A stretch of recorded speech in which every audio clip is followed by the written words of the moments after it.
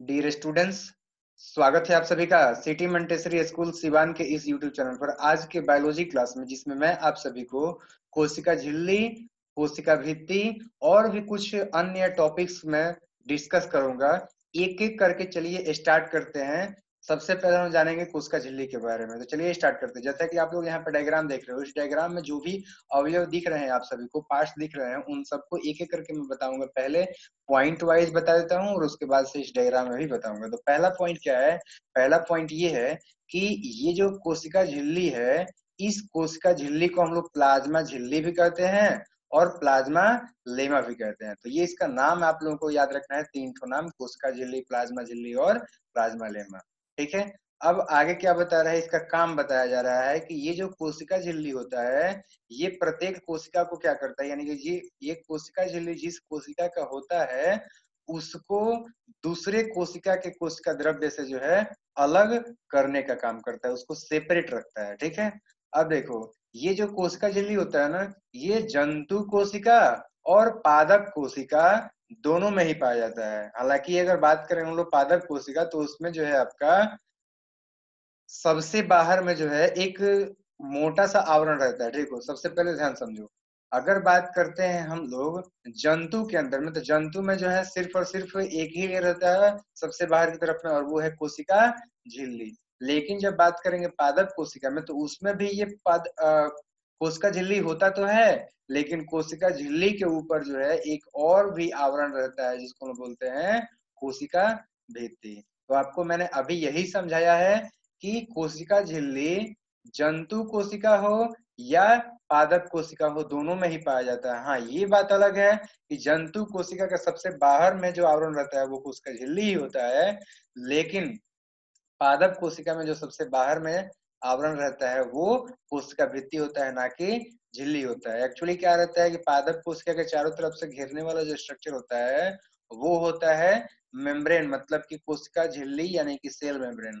और उसके बाहर में भी एक और आवरण रहता है, उसको बोलते हैं सेल वॉल, या फिर कहते हैं हम लोग कोशिका भित्ति। उम्मीद कर रहा हूँ कि ये समझ में आ गया। दूसरी बात ये ध्यान रखो कि ये बनता किससे है। तो कोशिका झिल्ली जो है प्रोटीन से मिलकर बना होता है और लिपिड से मिलकर बना होता है। तो ये इन दो चीजों से जो है मिलकर के बनता है कोशिका झिल्ली। अब ये जो कोशिका झिल्ली होता है, ये वर्णात्मक पारगम में होता है। इसका मतलब क्या हुआ? इसका मतलब ये हुआ कि ये सिर्फ वर्ण किए गए, वर्ण मतलब चुनना, ठीक है, सेलेक्ट करना, तो सिर्फ सिलेक्टेड चीजों को ही जो है अपने से होकर पार जाने देती है। ठीक है। यानी कि अगर ये एक सेल हो गया और मैंने जो लाइन अभी ड्रॉ किया, सर्कल एक ड्रॉ किया, तो ये जो लाइन आपको दिख रहा है ये उसका कोशिका झिल्ली हो गया। तो ये कोशिका झिल्ली जो है कुछ चीजों को जो है बाहर से अंदर की तरफ में आने देता है और अंदर से जो है बाहर जाने देता है। सभी चीजों को अंदर नहीं जाने देता है और सभी चीजों को बाहर नहीं जाने देता है। वो सिलेक्टेड चीजों को ही अंदर या फिर बाहर आने जाने की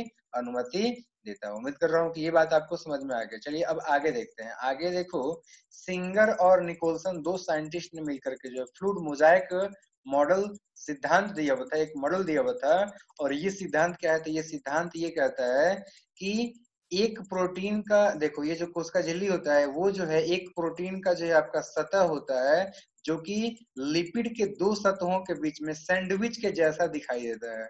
और ये जो आपका 75 एंगस्ट्रॉम का 75 एंगस्ट्रॉम मोटा होता है, यानी इसका थिकनेस बताया जा रहा है। ठीक है। अब देखो मैं आप सभी को समझाता हूँ। जैसा कि आप लोग देख रहे हो, ये जो लेयर आपको दिख रहा है ना, अच्छा चलो मैं कलर चेंज करता हूँ, अभी आपको दिखेगा सही से। ठीक है। चलो मैं ब्लैक से दिखाता हूँ। ओके। तो देखो ये जो मैं पार्ट दिखा रहा हूँ, ये एक लेयर हो गया आपका नीचे का। ठीक है। ये किसका बना हुआ है? तो ये जो आपका लिपिड से बना होता है। ठीक है।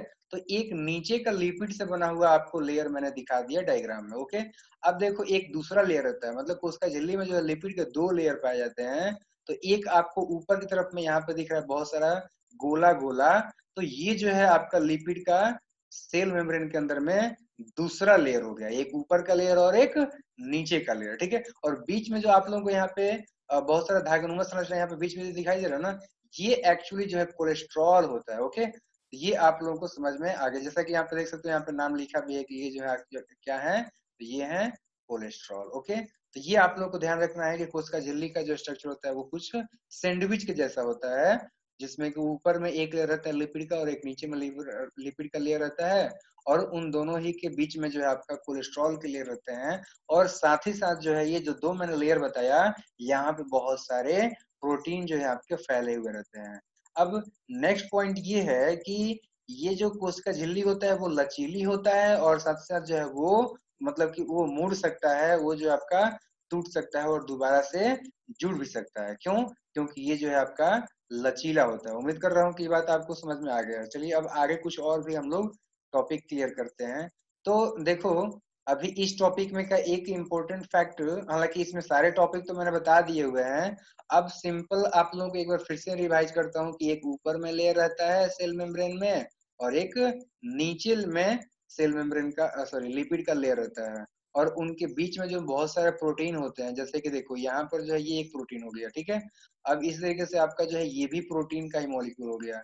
तो देखो यहाँ पे दो प्रकार के प्रोटीन होता है, ये जो प्रोटीन है ना ये कहलाएगा एक्सट्रिंसिक प्रोटीन, और ये जो प्रोटीन है ये कहलाएगा इंट्रिंसिक प्रोटीन। इसका मतलब क्या हुआ देखो, एक जो है आपका बाहर की तरफ, यानी कि एक जो लेयर है ये, तो इसी जो लिपिड का लेयर है, इसी लिपिड के लेयर पर ही जो है ये प्रोटीन है, इसलिए इसको बोलेंगे हम लोग बाहरी प्रोटीन। ओके, और देखो ये जो प्रोटीन है ये दोनों ही लेयर के बीच में है, और इसलिए इसको बोलेंगे हम लोग आंतरिक, यानी कि जो आपका इंट्रिंसिक प्रोटीन। तो उम्मीद कर रहा हूँ कि ये बातें आपको समझ में आ गया है। जो चीजें मुझे डायग्राम में बताना था वो चीजें मुझे लगता है कि मैंने आप सभी को बता दिया है। मुख्य रूप से यही दो चीजें आप लोगों को ध्यान रखना है कि प्रोटीन का जो है दो ठो लेयर, सॉरी लिपिड का जो है दो ठो लेयर रहता है, और वहां पे बहुत सारे प्रोटीन उसमें जो है लगे रहते हैं। अच्छा देखो, इसको ना पेरिफेरल प्रोटीन बोलते हैं, मतलब जिसको मैं एक्सट्रिंसिक बोल रहा था उसका दूसरा नाम जो है पेरिफेरल प्रोटीन भी है, ठीक है। जबकि इंट्रिंसिक प्रोटीन जो है वो आपका बीच में रहता है। तो ये आप लोगों को ध्यान रखना है। जैसे यहाँ पर अच्छा, इंट्रिंसिक प्रोटीन का एक दूसरा नाम होता है इंटीग्रल प्रोटीन, ठीक है। तो यहाँ पर वही नाम दिया है, ये जो आपको दिखाया जा रहा है ना, ये वाला प्रोटीन या फिर ये वाला प्रोटीन या फिर ये वाला प्रोटीन, तो ये जो दिखाया जा रहा है ना ये एक्चुअली जो है इंट्रिंसिक प्रोटीन है। क्यों? या फिर इंटीग्रल प्रोटीन है, क्यों? क्योंकि ये जो है दोनों लेयर के बीच में पाया जा रहा है। और ये कौन सा प्रोटीन हो जाएगा? तो ये हो जाएगा आपका एक्सट्रिंसिक प्रोटीन या फिर पेरिफेरल प्रोटीन। तो उम्मीद कर रहा हूँ कि आपको जो है समझ में आ गया, ठीक है। तो और ये है आपका ग्लाइकोलिपिड। तो ग्लाइकोलिपिड क्या होता है? ग्लाइकोलिपिड जो होता है ना वो आपका जो है, अगर कार्बोहाइड्रेट के साथ में अगर लिपिड ज्वाइन करता है तो इस तरीके से दोनों मिलकर के जो है कहलाता है ग्लाइकोलिपिड, ठीक है। तो ये आप लोगों को ध्यान रखना है। उम्मीद कर रहा हूँ कि ये सारी बातें आपको समझ में आ गया है। इस डायग्राम के अंदर में जो भी चीजें हैं वो समझ में आ गया। चलिए अब आगे हम लोग पढ़ते हैं कोशिका भित्ति के बारे में। एक चीज और, कोशिका झिल्ली का मैंने आपको काम नहीं बताया, तो पहले मैं आप सभी को काम बता देता हूँ कोशिका झिल्ली का काम क्या होता है, ठीक है। तो देखो कोशिका झिल्ली के बहुत सारे इंपोर्टेंट काम होते हैं। पहला चीज तो ये हो गया कि ये रेगुलेट करता है कि कौन सी चीजें अंदर या फिर बाहर जाएंगे और आएंगे, यानी कि ये अनुमति देता है कि ये मॉलिक्यूल अंदर जा सकता है या फिर ये मॉलिक्यूल अंदर से बाहर की तरफ में जा सकता है, ठीक है। दूसरी बात ये है कि ये जो कोशिका झिल्ली होता है वो कोशिका को एक निश्चित आकृति प्रदान करता है, उसको आकार प्रदान करता है। क्यों? क्योंकि देखो अगर ये एक सेल है तो उसके अंदर में जो भी चीजें हैं उन सबको एक तरह से कह सकते हो कि बाउंड करके कौन रखता है? कोशिका झिल्ली ही रख रहा है ना। तो इसलिए ये जो आपका शेप देता है सेल को और साइज देता है सेल को। नहीं तो क्या होता है, जो भी चीजें हैं वो इधर उधर बिखर जाते हैं, फिर तो उसका ना तो कोई शेप होता है ना कोई साइज होता है। ओके, तो ये दूसरा इंपॉर्टेंट काम हो गया कोशिका झिल्ली का। तीसरा बात करते हैं तो कोशिका झिल्ली के अंदर में जो है, कोशिका झिल्ली के अंदर और बाहर अणुओं के आदान प्रदान जो है वो दो प्रकार से करता है। एक तो विसरण की प्रक्रिया के द्वारा और दूसरा जो है आपका परासरण की प्रक्रिया के द्वारा। और ये दोनों ही चीजें जो आप लोग पहले से ही पढ़े हुए हो कि higher concentration to lower concentration molecules का मूव करना। ये बात अलग है कि विसरण में जो है आपका सोल्यूट पार्टिकल मूव करते हैं, और परासरण में जो आपका वाटर या फिर कह सकते हैं हम लोग कि सॉल्वेंट के पार्टिकल जो आपके मूव करते हैं, ठीक है। और जो मैं कंसंट्रेशन का बात कर रहा था, यहाँ पर कंसंट्रेशन का बात करेंगे विसरण में, तो इसमें हायर कंसंट्रेशन किसका था? सोलूट का higher concentration to lower concentration solute का जो है आपका मॉलिक्यूल ट्रांसफर होता है। और परासरण के अंदर में क्या होता है? तो परासरण के अंदर में जो आपका वाटर मॉलिक्यूल है, सॉल्वेंट मॉलिक्यूल है, तो सॉल्वेंट के हायर कंसंट्रेशन से सॉल्वेंट के लोअर कंसंट्रेशन की तरफ में सॉल्वेंट के मॉलिक्यूल मूव करते हैं, तो वो कहलाता है परासरण। तो ये दो प्रक्रिया है जिससे होकर के मॉलिक्यूल जो है वो आपके झिल्ली से आर पार करते हैं, मतलब कि बाहर से अंदर, अंदर से बाहर, ठीक है। और एक चीज और मैं आप सभी को बता दूं, चलो यहाँ पे अंतर दिया हुआ है मैं आपको बता दूं। देखो विसरण में क्या होता है कि उच्च सांद्रता से निम्न सांद्रता की ओर में जो है आपका अपने आप ही जो मॉलिक्यूल्स होते हैं सॉल्यूट के, वो आपके जो है मूव करते हैं। जबकि बात करेंगे प्रासरण, तो प्रासरण में एक चीज मैं भूल गया था बताना, कि इसमें जो है कोई एक वर्णात्मक झिल्ली बीच में होता है, जिससे कि होकर के अणु जो है वो उच्च सांद्रता से निम्न सांद्रता की ओर में गमन करते हैं। दूसरा अंतर क्या हो जाएगा, ये दोनों पदार्थ की सांद्रता को जो है समान कर देता है, जबकि इसमें देखते हैं तो ये भी जो है आपका दोनों पदार्थ की सांद्रता जो है आपका बराबर करता है, दोनों ही कंडीशन में सेम सेम। तो ये अंतर तो नहीं है, बट कंपैरेटिव हम लोग स्टडी कर रहे हैं। ओके, अब देखो तीसरी बात क्या बता रहा है कि विसरण जो होता है ठोस, द्रव और गैस तीनों में ही संभव होता है, लेकिन बात करेंगे अगर हम लोग परासरण का, तो सिर्फ और सिर्फ लिक्विड फॉर्म में ही होता है। चौथा कंपैरेटिव स्टडी क्या है, अपनी सांद्रता में अंतर के आधार पर जो है ये विभिन्न पदार्थों की गति के लिए स्वतंत्र होता है, यानी कोई जो है आपका ज्यादा तेजी से तो कोई धीमे से जो है अपना मतलब कि स्वतंत्र है मूव करने के लिए, ठीक है। जबकि वही बात करेंगे प्रासरण में, तो ये जो है केवल विलायक गति करने के लिए स्वतंत्र होता है, विलयन नहीं, और साथ ही साथ जो आपका सॉल्यूट नहीं, ठीक है। तो ये आपका जो है अंतर हो गया, या फिर कह सकते हैं अंतर के साथ साथ समानता भी था इसमें, मतलब कंपैरेटिव स्टडी हमने आपको कराया। ओके, अब देखो प्रासरण जो है यहाँ पे दो प्रकार का यहाँ पे दिया हुआ है, कौन कौन सा देख लेते हैं। एक है बाह्य प्रासरण और एक है अंतः प्रासरण। अब बाह्य प्रासरण का मतलब क्या होगा, बाह्य प्रासरण का मतलब है कि कोशिका के अंदर से विलायक का जो है बाहर निकलना, ठीक है। और अंतः प्रासरण का मतलब होता है कोशिका के बाहर से जो है कोशिका के अंदर की तरफ में विलायक के मॉलिक्यूल्स का गमन करना, यानी कि जो है मूव करना। तो ये चीजें हो गया। अब देखो हम लोग जो है जानेंगे कि सांद्रता के आधार पर विलयन के कितने प्रकार होते हैं, तो इसको जो है मैं आपको अगले क्लास में समझाऊंगा, क्योंकि बैटरी मेरा लो हो चुका है। तो अभी मैं जो है वीडियो पूरा शूट नहीं कर पाऊंगा, ये भी जो है खराब हो जाएगा, तो इस वजह से मैं अभी क्विट कर रहा हूँ।